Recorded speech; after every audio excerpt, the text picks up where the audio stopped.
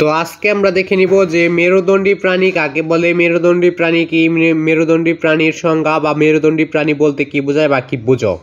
তো এই প্রশ্ন তো আমরা জেনে নেব। তার আগে তোমরা চ্যানেল নতুন হতে গেলে চ্যানেলটাকে সাবস্ক্রাইব করবে, অনুসরণ করবে, ভিডিওতে একটা লাইক করবা। যদি আর কোনো শব্দের অর্থ বা কোনো প্রশ্নের উত্তর লাগে তো কমেন্ট বক্সে বলে দিবে। তো আমরা কিন্তু আজকে 4টা প্রশ্নের উত্তর জানবো।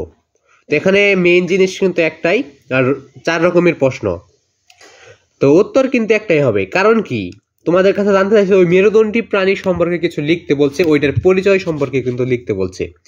ওইটার সম্পর্কে তুমি লিখে দিতে পারলেই কিন্তু তোমার উত্তরটা হয়ে গেল, তোমার অ্যান্সারটা হয়ে গেল।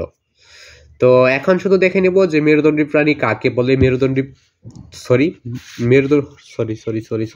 তো মেরুদণ্ডী প্রাণী কাকে বলে, মেরুদণ্ডী প্রাণী কি, মেরুদণ্ডী প্রাণীর সংজ্ঞা, মেরুদণ্ডী প্রাণী বলতে কি বুঝো। তো এই উত্তরটা আমরা জেনে নেব। আর ভিডিওগুলো এডিট করার কোনো অপশন আমার কাছে নাই, কারণ তোমাদের জন্য হাজার হাজার প্রশ্নের উত্তরগুলো দিতে হয়। যদি কথাবার্তার মধ্যে কোনো ভুল হয়ে যায় ওটা আর কি, বা ধরো যে এখন আমি বলতে গেলাম ওইটা আমার কথা আটকে গেল, বা কোনো রকম একটা বাহির থেকে শব্দ আসলো, তো এইগুলো কিন্তু এডিট করার সময় আমি পাই না। কারণ কি, কারণটা হলো যে তোমাদের জন্য হাজার হাজার প্রশ্নের উত্তরগুলো দিতে হচ্ছে।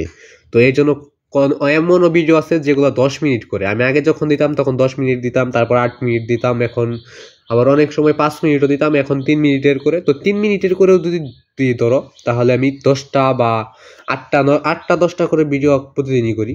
তো কত এমনও দিন আছে যে তখন যেদিন 20টার উপরেও চলে যায় ভিডিও। তো এতগুলো ভিডিও দিতে গেলে কিন্তু এডিট করার সময় পাওয়া যায় না।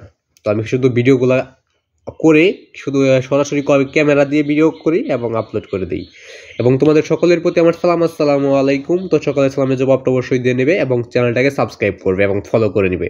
তোমাদের একটা করে সাবস্ক্রাইব কিন্তু আমার নতুন নতুন ভিডিও করার আগ্রহ যোগায়, তাই সকলে একটা করে সাবস্ক্রাইব করবে। তো এখন মেরুদণ্ডী প্রাণী কি, মেরুদণ্ডী প্রাণী কাকে বলে, তো উত্তরটা দেখো। যেসব প্রাণীর মেরুদণ্ড আছে তাকে মেরুদণ্ডী প্রাণী বলে। কি, যেসব প্রাণীর মেরুদণ্ড আছে তাকে মেরুদণ্ডী প্রাণী বলে। এটাই ছিল উত্তর। তো যদি আরো কোনো প্রশ্ন লাগে সেটা কমেন্ট বক্সে বলে দেবে। তো আমাদের আজকে এখানে বিরতি হচ্ছে। তো উত্তরগুলো আমরা আবার দেখে নেই। উত্তরটা যে মেরুদণ্ড প্রাণী কাকে বলে, মানে যে সব জীবের মেরুদণ্ড আছে তাকেই তো মেরুদণ্ড প্রাণী বলে। যাদের মেরুদণ্ড নাই তাদের তার মেরুদণ্ড প্রাণী বলা হবে না। তো যাদের মেরুদণ্ড না আছে তাদেরকে মেরুদণ্ডী প্রাণী বলে। তো এটাই কিন্তু এই 4টারই উত্তর। তো যদি আরো কোনো প্রশ্ন উত্তর লাগে সেটা কমেন্ট বক্সে বলে দেবে। তো তোমাদের কমেন্টের উপর ভিত্তি করেই উত্তরগুলো দেওয়া হবে।